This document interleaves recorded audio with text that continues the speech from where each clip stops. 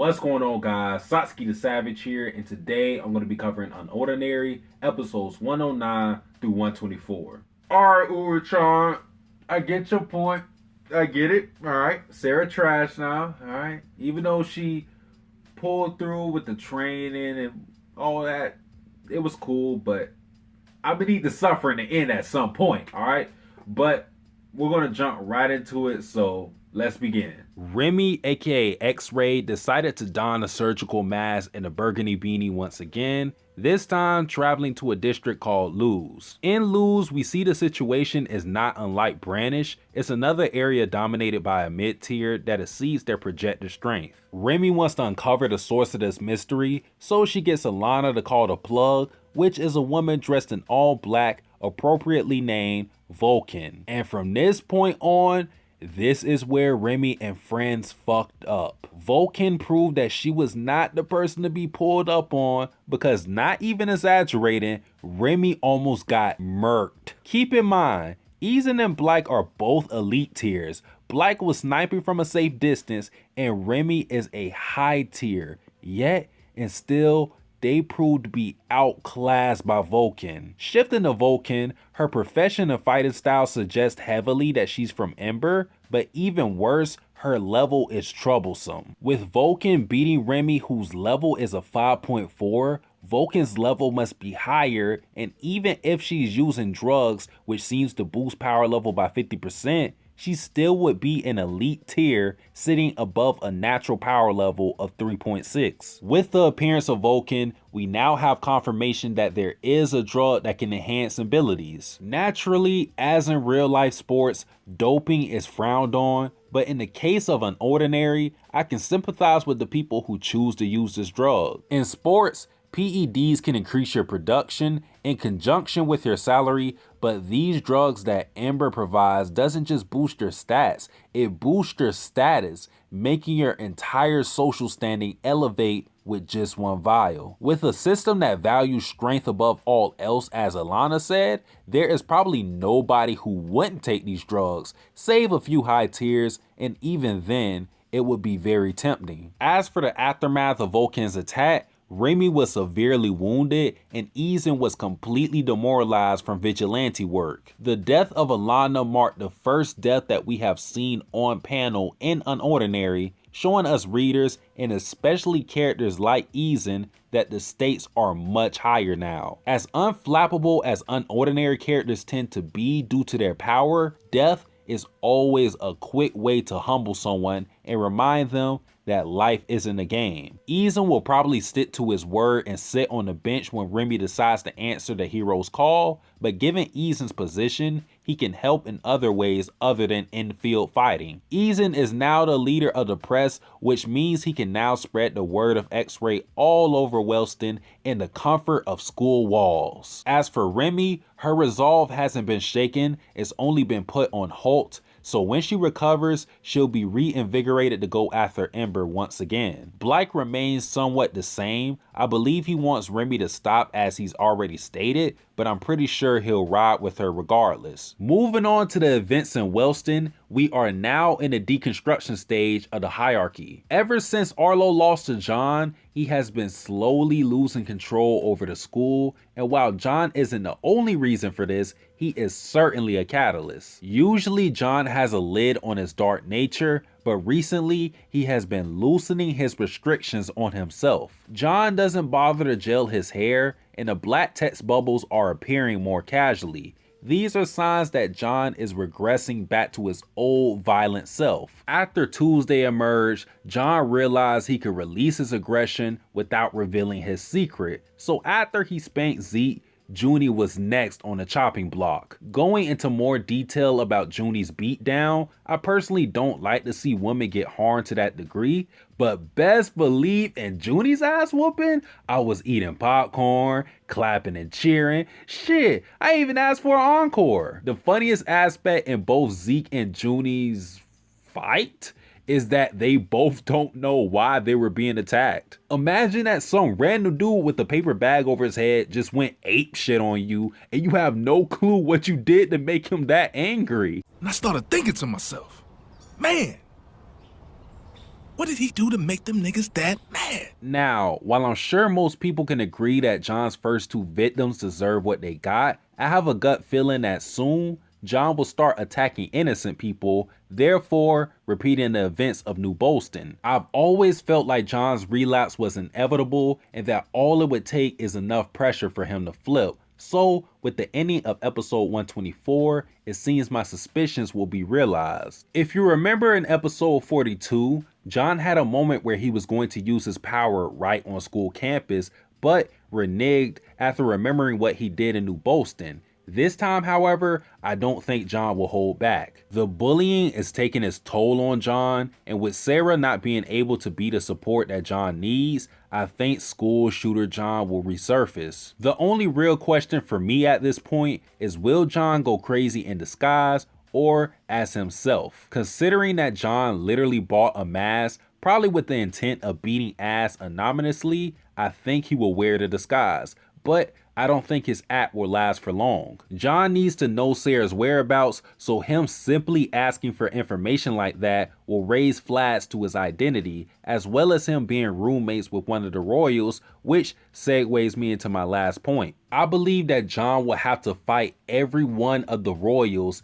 and this includes Sera. For Arlo, his beef with John has been brewing, and with John's antics ruining his reputation, I can definitely see a round 2 on the horizon. As for Remy, she's all about protecting the people, and since there is a mass maniac beating students within an inch of their life, this will concern her. For Blake, him and John are roommates, so he might feel responsible for John, and also, if you mess with Eason or Remy, you'll have to deal with Blake. This leaves Sera, and the reason why I think she will join the fray is because of John repeating his mistakes. I see a parallel between Claire and Sera's situation. I think Sera will see John going down a dark path, and her only way to stop him will be through force. Now, while a fight between John and Sera currently may seem like an instant wash, ever since I first suspected that John had powers, I maintain that the most suited people to beat John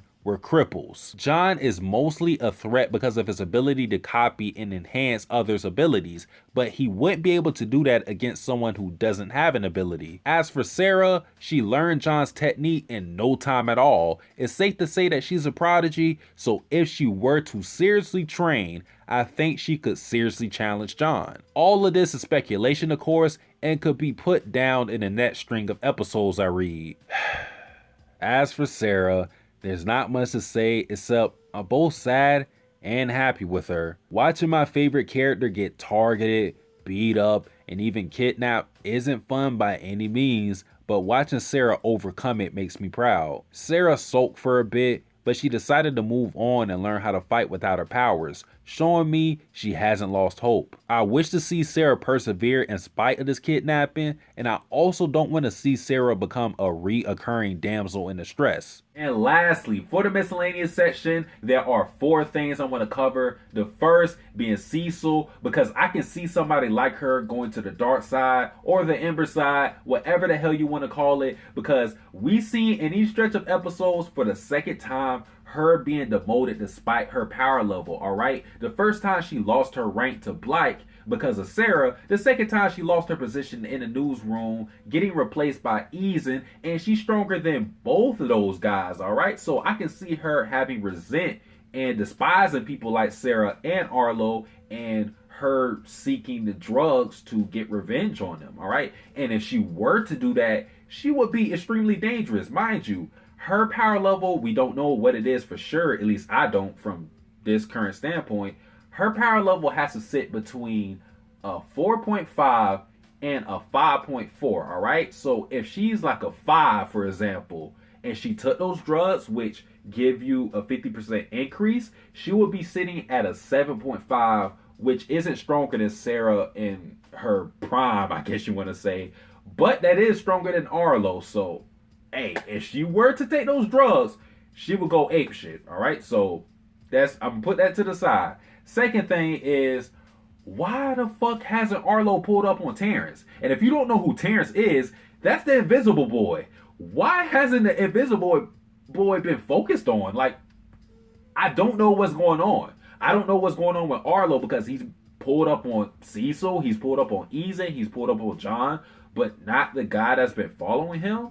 I feel like the only reason why we haven't had Arlo pulled up on Terrence is because Terrence has a connection to Ember. So it's kind of just like plot convenience, because given Arlo's mindset, someone who's always in control, you would think he would have been confronted someone who followed him and wrote the report in the mall, but that hasn't happened. So yeah, that's weird. Third thing is John took an interest to when Sera was mentioning the performance enhancing drugs, all right, the PEDs. So that may have been a one-off thing. Maybe it didn't have an importance. Maybe John was just caught off guard by hearing that there were drugs that boost your power level. But yeah, that just seemed kind of weird that he took a notice to that. So maybe that's something to look out for. I'm not really sure. All right. And number 4, Sera, for a number of reasons, believes that the group that attacked her isn't related to Ember, because first, their whole attack was kind of sloppy. Second, she said that they weren't using the performance enhancing drugs, the PEDs I like to call, which I don't know how she would know that unless she looked at the needle marks on their arms, which I don't think Sera took notice of that. So we're leaving that aside. She also believes that they weren't related to Ember, since they of course tried to capture her and not kill her, which those are all fair points. But if they are not related to Ember, all right, then I definitely believe they are related to Sera's sister, Layla. Either way, I still believe that Layla is involved in this. Layla has been a character that's been talked about since, I don't even know. It's been a long time since they first mentioned her, all right? Because I think the first time they mentioned her is when she went back home and her mother was talking about how Layla was a failure. And then we also learned that the school doctor, Darren, was dating her. And I don't believe that someone who was talked about so far back would not have a pivotal role in unOrdinary. So I believe that's where her role lies at, in being this organization or group that has some crazy motives that we don't know. We don't know what Ember is up to. We don't know what this group that attacked Sera is up to. We have no clue. All right. If I had to guess what Ember is, I believe that they are an independent organization that was hired by the authorities to take out the vigilantes or the superheroes, because of course the authorities don't like the superheroes because they act on their own free will. They can't really control them, so they want to take them out. And maybe they hire Ember because they wouldn't get backlash for that if they did it for themselves. All right, so that's what I think Ember is. I don't know if Layla fits in that. I don't know. I have no clue. Those are just my thoughts, and I think that pretty much covers it. Yeah, I think that pretty much covers it. So yeah, these batch of chapters were pretty good. I'm enjoying it. So next time I'll be covering 125 through 132. So pretty short range. It shouldn't be that much unless it's really compact. I don't know. But guys, that's pretty much it for the video. If you enjoyed this video, like, comment, subscribe. Satsuki the Savage, out. Am I dying to live, or am I living to die? Living a lie, with my hands stressed out, see I'm stressed out.